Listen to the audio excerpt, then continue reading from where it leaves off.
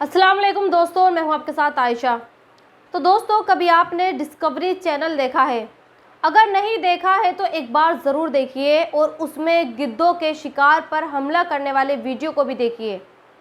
आप सोच रहे होंगे कि मैं ऐसा क्यों कह रही हूँ, इसमें क्या नई बात है। ये तो नेचर का नियम है, उसने गिद्धों को ऐसा ही बनाया है।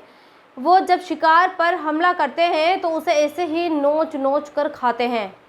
लेकिन ज़रा ठहरिए, यह गिद्धों का एग्ज़ाम्पल मुझे इसलिए देना पड़ रहा है क्योंकि इंसान भी गिद्ध ही बन गए हैं।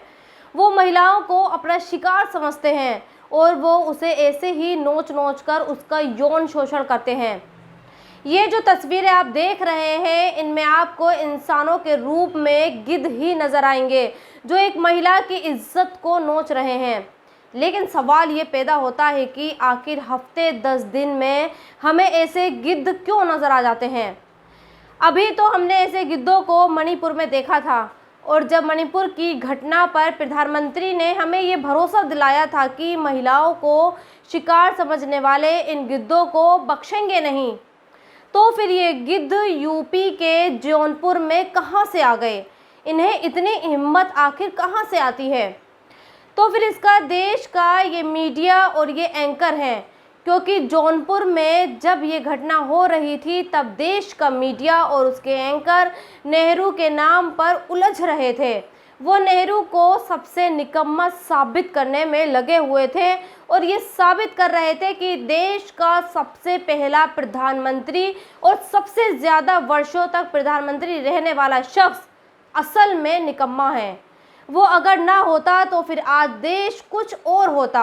और वो ये भी साबित कर रहे थे कि नेहरू मेमोरियम का नाम बदलकर पीएम मोदी ने बहुत अच्छा किया। लेकिन उन्हें जौनपुर के ये गिद्ध नहीं दिखे।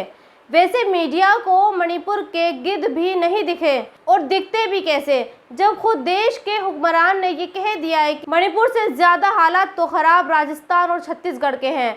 तो फिर ये मुमकिन था कि मीडिया और बिकाऊ एंकर ये साबित करना था कि जो पीएम मोदी कह रहे हैं वो सही है। लिहाजा वो राजस्थान और छत्तीसगढ़ के ही क्राइम को दिखाने लगे और उन्होंने मणिपुर में महिलाओं को नंगा करके नोचने वाले गिद्धों को छोड़ दिया, जिसका नतीजा आज हम सबके सामने है। एक बेटी जो कि अपने माँ बाप के साथ घर में सो रही थी, उसे 4-5 गिद्धों की फौज उठाकर ले जाती है और फिर उसके बदन में शिकार समझकर नोचती है। हालांकि पुलिस ने उन तमाम दरिंदों को गिरफ्तार तो कर लिया है, लेकिन यही सवाल मीडिया का है, आखिर देश की मीडिया को जौनपुर का ये कांड क्यों नहीं दिखता? तो फिर इसकी भी 2 वजह है। पहली वजह तो ये है कि ये जौनपुर यूपी में आता है जहां योगी की सरकार है, और दूसरी वजह यह है कि जिन गिद्धों ने एक लड़की को नोचा उनके नाम आशीष, विक्की, गोरे, प्रमोद, पप्पू, शेषमणि हैं। चूँकि ये नाम उर्दू वाले नहीं हैं, लिहाजा मीडिया की इस पर नज़र नहीं जाएगी। वो इस मामले पर अपनी आंखें और कान दोनों बंद कर लेगी, और हो भी ऐसा ही रहा है। मीडिया एकदम सन्नाटे में है। वो ना तो पुलिस प्रशासन पर सवाल उठा रही है और ना सरकार पर, तो सवाल उठाने का मतलब ही नहीं है।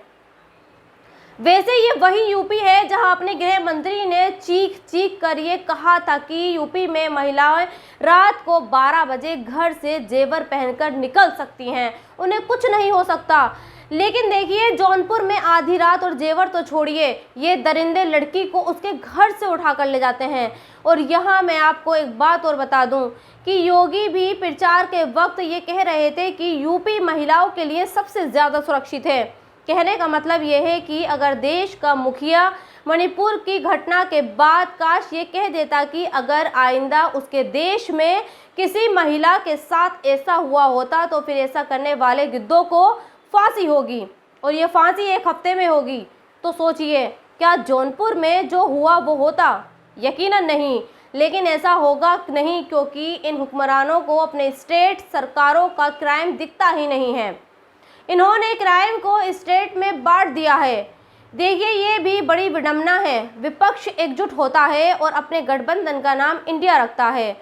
तो ये लोग कहते हैं कि जिस तरह से ईस्ट इंडिया कंपनी ने देश का बंटवारा किया था, उसी तरह से विपक्ष वाला इंडिया भी देश को बांटने के लिए है। लेकिन कोई उनसे ये पूछे कि जब आप मणिपुर के क्राइम को राजस्थान और छत्तीसगढ़ में कंपेयर करते हो, तब क्या वो देश को बांटने वाला काम नहीं होता?